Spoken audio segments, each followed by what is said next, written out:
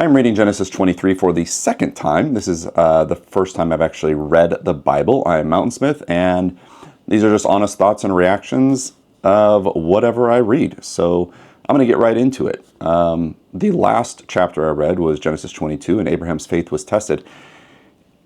Basically, he was taking his son Isaac to go kill him, and he put him on the altar, did the whole thing, had the knife, and the Lord came down and said, nope, don't do it. And that is quite a test. I am curious, when they went home to Sarah, Abraham and Isaac, did they tell Sarah ever? I'm really curious about that. But we get right in here to Genesis 23, the burial of Sarah. When Sarah was 127 years old, that's right, she lived a long time, she died at Kiriath Arba, now called Hebron, in the land of Canaan. There, Abraham mourned and wept for her. And Hebron, I looked up on a map, is actually a real place, so pretty interesting.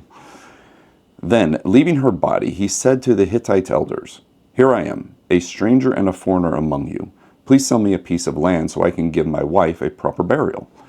The Hittites replied to, I mispronounce a lot of words here also. The Hittites replied to Abraham, "Listen, my lord, you are an honored prince among us. Choose the finest of our tombs and bury her there.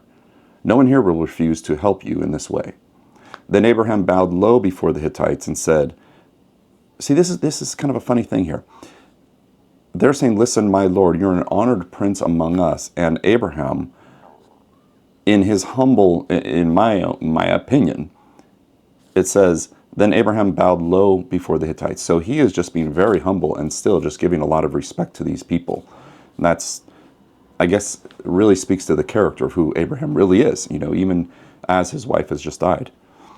So, then Abraham bowed low before the Hittites and said, "Since you are willing to help me in this way, be so kind as to ask Ephron, son of Zohar, to let me buy his cave at Machpelah, down at the end of this field. I will pay the full price in presence of witnesses, so I will have a permanent burial place for my family."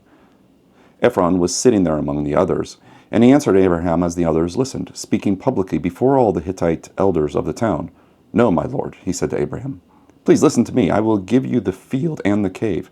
Here in the presence of my people, I give it to you. Go and bury your dead." I don't remember who Ephron is.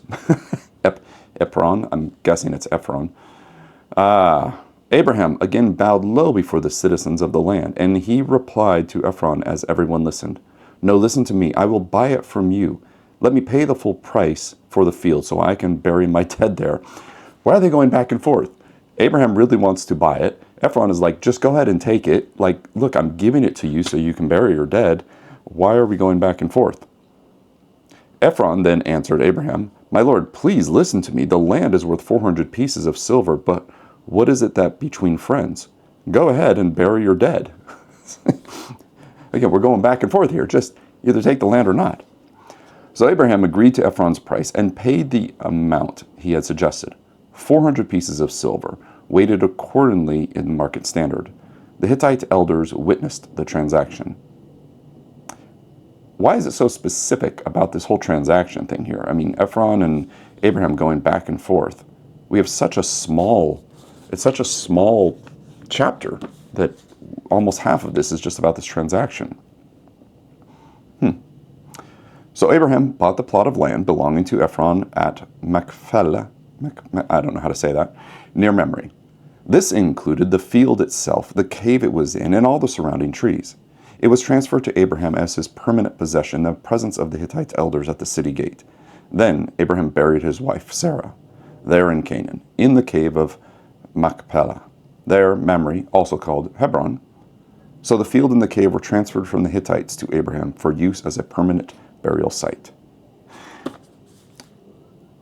I'm wondering if the reason for the transaction and talking about this transaction throughout the entire chapter, I mean, it's like, okay, so Sarah died when she's 127 years old, but I'm wondering if the reason for this entire transaction is just so that it says, hey, there is a permanent burial site for Abraham at Hebron. That's what it kind of seems like that chapter 23 is all about, is just to say for sure that, hey, Abraham has a permanent burial site. It isn't a transaction. There's no ifs, ands, or buts about it. It is his and Sarah's. That's what it kind of seems like to me.